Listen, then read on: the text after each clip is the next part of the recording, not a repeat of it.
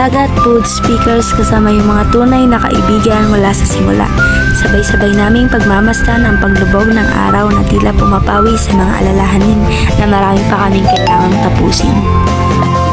Ito na yata yung lagi naming gawain, ang maglaan ng oras at panahon para pagpahingahin yung aming mga isipan sa dami ng kailangang gawin. Nagmistulang taka sa nakakapagod na realidad ngunit kailangan naming pagtagumpayan. Yung mga biruan, tawanan at halakhak ay nagmistulang lunas sa mga kanya-kanya naming problema. Ngunit isa sa mga naging sentro ng aming pagkakaisa ay ang mga puso naming pare-pareho ang pagnanais. Ang mga isipan naming pare-pareho ang laman at iniisip. Yun yung pagtulong sa ibang tao, lalo na sa mga taong sobrang pagod na pero lumalaban pa rin ng patas. Napakasarap mapunta sa sirkulo ng mga kaibigan na may mga mabubuting puso. Sa simpleng pagbili at pagbigay nila ng maiinom at makakain sa mga lolo at lolang naglalako, kapalit naman ito ay ang mga ngiti at salitang salamat na nagmumula sa kanilang mga labi. Kung inaakala nila'y dapat silang magpasalamat, ngunit para sa amin kami ang dapat magpasalamat. Dahil sa patuloy nilang pagpapagod at paglaban ng patas, mas lalo naming pinag-iigihan na harapin at pagtiisan yung hirap ng mga gawain sa schools bilang isang estudyante.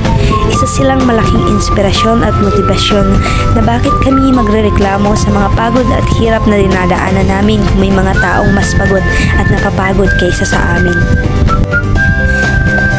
Kung sa iba ito ay simple lamang na pagsasaya, ngunit para sa amin ito ay isang simpleng pagtakas sa nakakapagod na realidad. Napakasarap mapunta sa sirkulo ng mga kaibigan na may mabubuting puso. Muli, katulad ng mga beach vendors sa lugar na ito, kami ay lalaban ng patas kahit nakakapagod.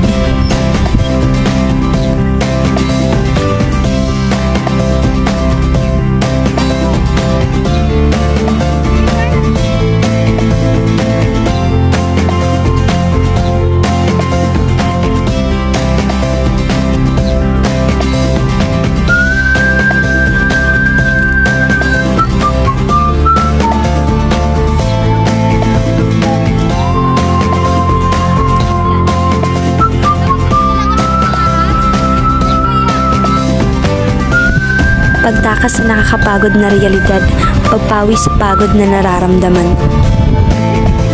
Ito yung nagsilbing pahinga sa lahat ng pagod at mabigat na mga alalahanin namin sa buhay bilang isang estudyante.